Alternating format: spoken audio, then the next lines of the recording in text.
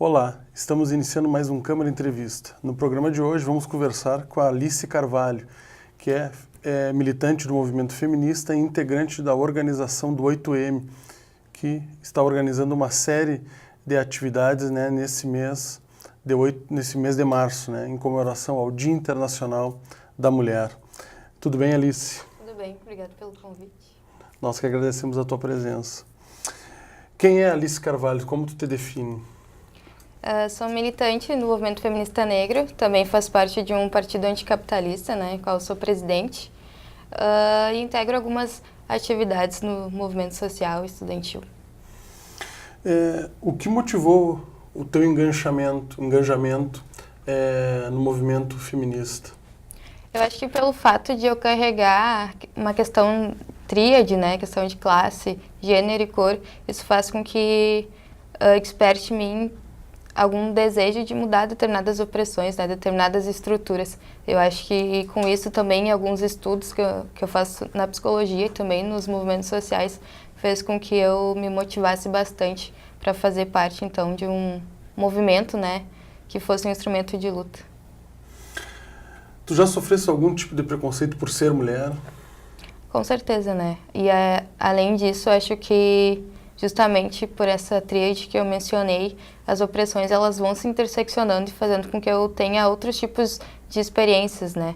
Então, é cotidiano, né, a violência que a mulher sofre, tanto em espaços institucionais, familiares, políticos. Então, a gente vai passando por isso todos os dias. O Sindicato dos Docentes, né, da Universidade Federal de Santa Maria, né, tem um coletivo, né, com representantes de várias entidades, e esse coletivo está organizando, o coletivo do qual tu faz parte, tu integra, né? Sim. Esse coletivo está organizando uma série de atividades em homenagem ao dia 8 de março, né, o Dia Internacional da Mulher, que é comemorado no dia 8 de março. Eu queria que tu falasse um pouco mais dessa programação para o nosso telespectador. Claro. A gente acredita que 8 de março, né, para além de um momento de comemoração, né, de formalidade, também é um momento de luta, né, um momento para a gente pautar questões do nosso movimento feminista. Então, nessa segunda-feira, dia 5 de março, às 18 horas, no Hall da União, lá do FSM, a gente tem uma roda de conversa sobre a mulher negra, né, para a gente falar um pouco sobre as especificidades dentro do movimento feminista, que vai ser antecedida por uma roda de capoeira. Aí no dia 6 de março, a gente também vai ter uma roda sobre violência doméstica e a questão da saúde da mulher na Vila Resistência, às 17 horas, que fica lá na Parque Pinheiro Machado. E aí no dia 8 de março, então, a gente vai ter algumas panfletagens durante o dia e as atividades na Praça Dom Marinho começam às 15 horas da tarde, né, com intervenções artísticas, e aí a partir das 17 a gente vai fazer uma concentração para a gente ter um ato, né, ter uma marcha, que é um momento bem simbólico. E aí, às 19 horas, então, lá na Sedufisme, a gente também vai ter uma mesa, né, com vários representantes do movimento feministas e suas diversas especificidades para falar da violência contra a mulher para além do assédio, né, em diversos contextos. Então, a gente vai ter representante do movimento feminista negro, representante de mulheres que sofreram violência obstétrica, estudantes, estudiosas do movimento feminista também, e diversas outras mulheres com suas representações, né. Na tua opinião, qual o impacto que ações como essas têm na nossa sociedade, por exemplo, na sociedade de Santa Maria? Acho que é importante a gente sempre pautar essa violência cotidiana que a gente sofre, porque, de certa forma, as mulheres elas são secundarizadas, inclusive, nos próprios movimentos combativos, né? Então, a gente fazer essa conversa com a população é importante para que as mulheres elas tenham consciência das violências cotidianas que sofrem e também para que a gente possa almejar uma mudança de sociedade, né? A gente pensar em um futuro que a gente quer e um futuro em que as mulheres elas sejam livres, autônomas, emancipatórias e que não sofram com violência. Tu acredita que a sociedade brasileira, como um todo, é um tanto quanto hipócrita e finge a não existência de preconceitos? A gente tem a questão do preconceito velado, né? E de que algumas poucas migalhas, de certa forma, que o sistema acaba nos dando, tratam isso como algo muito revolucionário, né? Algo muito grande, mas na verdade são ações muito pontuais, né? A questão é muito mais estrutural. Então a gente precisa também trazer esse debate. E esse preconceito velado, essa hipocrisia acaba dificultando muito, né, colocar na ordem do dia temas como a desigualdade entre homens e mulheres e vários outros temas referentes às minorias, né? Com certeza, porque tá algo incrustado na sociedade, né, que também é veiculado de diversas maneiras, né? Tá no senso comum. Então, quebrar essa barreira e trazer um debate mais aprofundado, em que as pessoas elas se enxerguem tanto como vítimas, tanto quanto algozes, é bem complicado, mas extremamente necessário. Tu falava da questão, né, do preconceito, né, que tu já sofreu, enfim, nos mais diversos setores, na família, no trabalho, enfim. Geralmente esse preconceito, ele vem mascarado de forma velada ou ele é mais explícito? Normalmente é velado, né? No movimento negro a gente diz que não é velado porque a gente sente, mas quem comete nunca comete de forma explícita, né? Então é sempre através de barreiras, né? Colocando algumas barreiras para nossa ascensão, enfim, questões bem pontuais e que não são direcionadas a gente, né? Enquanto algo pessoal, mas sim enquanto classe e que acabam dificultando, né? Toda a questão da equidade. Uma mulher negra, como é o teu caso, ela acaba sofrendo mais com o machismo se comparado com uma mulher branca, por exemplo? A gente não costuma falar sofrer mais, né, para não hierarquizar opressões. Mas a gente costuma dizer que a gente tem enlaces diferentes, né, que essa intersecção faz com que a gente viva a nossa vida de forma diferente, né? Que tem opressões que são conjuntas, mas que por conta da nossa cor e, consequentemente, da nossa classe, faz com que a gente interaja de maneira diferente, né? Mas, além de termos opressões conjuntas, a gente ainda carrega outras questões, né? Em função da nossa cor, com certeza. Tu falaste há pouco da programação, né? Para o mês de março, mas essa luta, creio eu, que ela deve ser uma luta cotidiana. Após o mês de março, o que está previsto? O que vocês pretendem seguir fazendo para seguir colocando na ordem do dia a questão do machismo? A ideia é que a gente consiga construir esses espaços horizontais, né? Porque foram várias entidades que se juntaram para formar esse coletivo de organização do mês de março, né? Então a ideia é que a gente continue fazendo essas reuniões periódicas e se junte para pensar, né? Como é que a gente pode trazer para Santa Maria esse debate cada vez mais rico e que também nas nossas próprias organizações, né, a gente dê continuidade a esse debate, tanto dentro das organizações quanto fazendo ações para fora dela, né? É importante que a gente não deixe o debate morrer e que a gente consiga trazer cada vez mais gente, né, para construir junto com a gente. A mulher ela ainda é machismo e reproduz muito o machismo? A gente costuma trazer no movimento feminista que, por ser uma questão estrutural, né?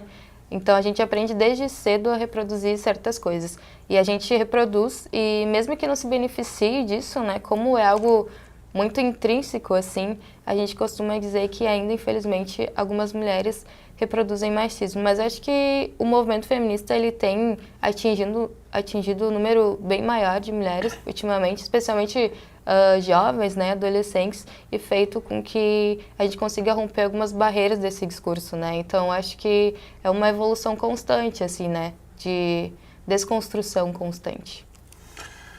Tu és acadêmica de psicologia, né?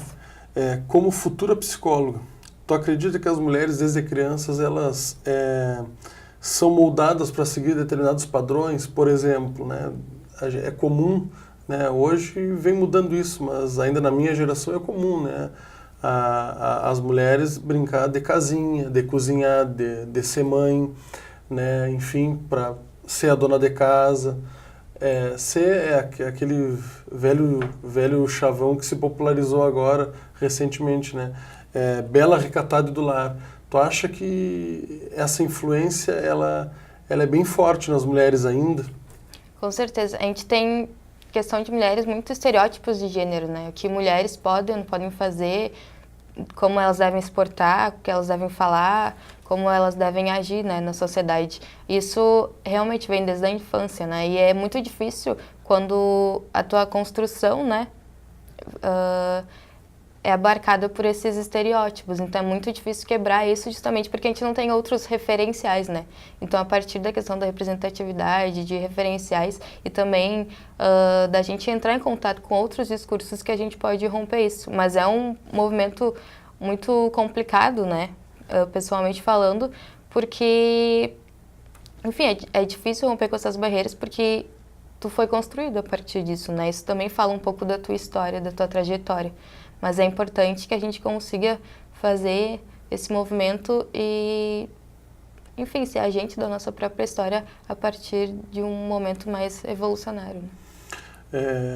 Nem tu falaste há pouco, é uma reprodução cultural, né? As pessoas às vezes nem têm intenção, mas acabam reproduzindo uma cultura que é da sua origem, né? Foram criadas daquela forma, né? Então, acho que está um pouco intrínseco na nossa sociedade, né? Alguns preconceitos, como no caso da questão da mulher, né? Sim, com certeza. Por isso que é importante a gente sempre, quando surge essas datas, né? Que a gente consiga colocar o debate de uma forma mais educativa e também um pouco mais calma, não tão somente no embate, né? Para que as pessoas elas consigam refletir sobre essas reproduções, sobre seus discursos e ações cotidianas, para que a partir disso a gente tenha mudanças significativas na sociedade. Tu falava um pouco de representação e a gente vai seguir tocando esse tema, mas depois do intervalo. Vamos falar sobre representação e outros temas, sempre com o link relacionado à luta das mulheres contra o machismo. Voltamos daqui a pouco para o segundo e último bloco do Câmara Entrevista. Não saia daí.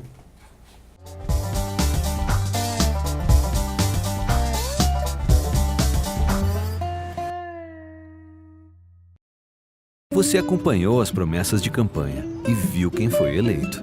Agora eles têm 4 anos pela frente para administrar a cidade. O papel do eleitor não acaba no voto. Acompanhe o trabalho do prefeito e dos vereadores.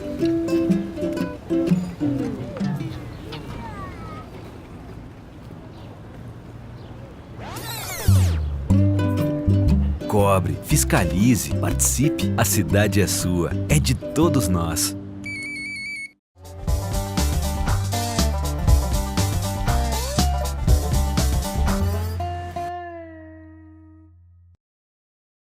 Olá, estamos retornando para o segundo e último bloco do Câmara Entrevista, que hoje está conversando com a Alice Carvalho, militante do movimento feminista e integrante do grupo coletivo do Sindicato dos Docentes da Universidade Federal de Santa Maria, que está organizando várias atividades do 8M, do 8 de março, né, em comemoração ao Dia Internacional da Mulher. Alice, tu falavas há pouco sobre representatividade, sobre, né, a representatividade da mulher na sociedade, nos espaços. Entrando um pouco no campo da política, né? Nós estamos, né, numa casa política. Mais de 50% da sociedade brasileira é composta por mulheres. Então, hoje nós temos na sociedade brasileira uma maioria de mulheres. E isso não se reflete em alguns espaços de poder. Um deles é a questão da política, né? Por exemplo, no Congresso brasileiro hoje, nós temos apenas 10% de deputadas, né, no Congresso brasileiro, e uma ampla maioria de 90% de deputados homens. O que é necessário fazer para que as mulheres tenham mais representatividade na política brasileira? Acho que uma questão importante é a questão de consciência de classe, né, também para as mulheres, delas entenderem que mais mulheres na política também significa mais política para as mulheres, né, políticas significativas que podem mudar um pouco da nossa estrutura da sociedade, né, trazendo melhorias, mais direitos, né.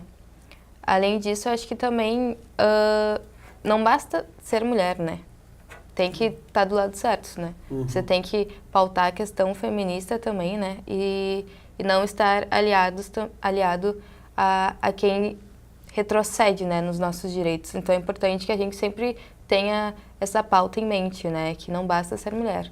Tem que estar ao lado do direito das mulheres, né? Então, acho que partindo daí, pensando também na importância de dialogar com a sociedade sobre a questão da representatividade, né? Que mulheres podem votar em mulheres, que homens também podem e devem fazer isso, né? E que mulheres, elas entendem de política, né? Que lugar de mulher, na verdade, é onde ela quiser, né? Isso é uma questão importante também, porque sempre se tem a ideia de que mulheres, elas não sabem sobre determinados assuntos, né? E que política é uma delas. Então, mudar um pouco, né, essa figura também e trazer figuras importantes políticas para as mulheres que trouxeram questões significativas importantes, né? Eu acho que isso muda um pouco também a visão de que a sociedade tem das mulheres na política e pode fazer a gente avançar nesse quesito. É a questão do empoderamento das mulheres. Com né? certeza. Além dessa questão da consciência, né, que as mulheres devem ter, enfim, né, do seu papel da representatividade, de ocupar espaços, né, para suas pautas estarem na ordem do dia, tu acha que, por exemplo, devem ter legislações que garantam, por exemplo, um percentual mínimo, como existe em outros países, de vagas para as mulheres, por exemplo? Vou dar hipoteticamente falando aqui, o nosso Congresso, por exemplo, tem uma lei que garanta 30% de mulheres. E tu acha que isso é benéfico, é possível? Eu acho que no momento em que nossos direitos eles estão cada vez mais retrocedendo, acho que é importante que a gente tenha essas ações pontuais, né, para que pelo menos o mínimo de representação ela seja alcançada, né, mas que essa representação também esteja ao nosso lado, né, que esse poder ele seja de fato para as mulheres colocarem suas pautas, né, na política de forma geral. E tratar isso desde a base, né, nos próprios partidos políticos, na nossa própria militância em coletivos, né, pontuar a importância das mulheres ocuparem esses espaços como agentes, né, dessa própria história, e não somente como mulheres que tocam tarefas, né, que realizam tarefas que homens demandaram, né, mas que a gente também pode construir e pensar a política em primeira pessoa. Ser proponente, né? Com certeza. A gente vê, né? Eu já vi várias situações desse tipo, né? Em outras cidades, em outros locais, que tu falasse da importância dos partidos políticos ter essa consciência, né? De uma forma geral, né? Tem uma legislação que diz que 30% dos candidatos devem ser mulheres. Sim. Mas a gente vê muitas vezes esse percentual, as candidaturas de mulheres só para alcançar esse percentual, muitas vezes candidaturas sem nenhuma condição de fazer campanha, sem material, né, sem condição financeira, sem estrutura para fazer essa campanha. Então, acho que é importante, né, de fato, os partidos entenderem a importância da participação das mulheres, né, não só para preencher o percentual que a lei obriga, mas sim para as mulheres disputarem a sociedade. Acho que é essa a tua fala, né? Com certeza.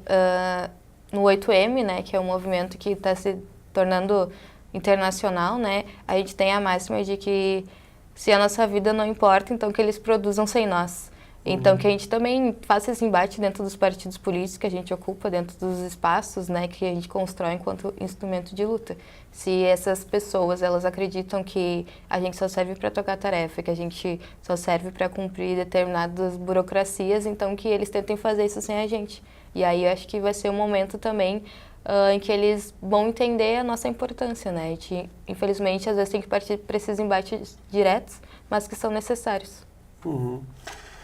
Nós falávamos há pouco, né, da questão das mulheres ocuparem os espaços de poder na política e na sociedade como um todo. Tu acredita que a maioria das mulheres ainda tem receio, ainda tem medo de ocupar esses espaços de poder? Acho que sim, né? Porque o rechaço é muito grande, né? As mulheres acabam sofrendo diversas violências, né, institucionais a partir dessa escolha, né, que não é algo comum, não é algo de certa forma escolhido, né, para o futuro das mulheres. Então, no momento que a gente sai desse programa, de certa forma, que criaram para as mulheres, a gente acaba sofrendo essa rechaçação. Mas a gente tem que entender a necessidade disso, né, e que na política ou não, a violência cotidiana ela vai existir, né? Então que a gente possa, a partir disso, construir uma nova maneira de lidar com ela, né? Que seja produzindo essas ferramentas de combate.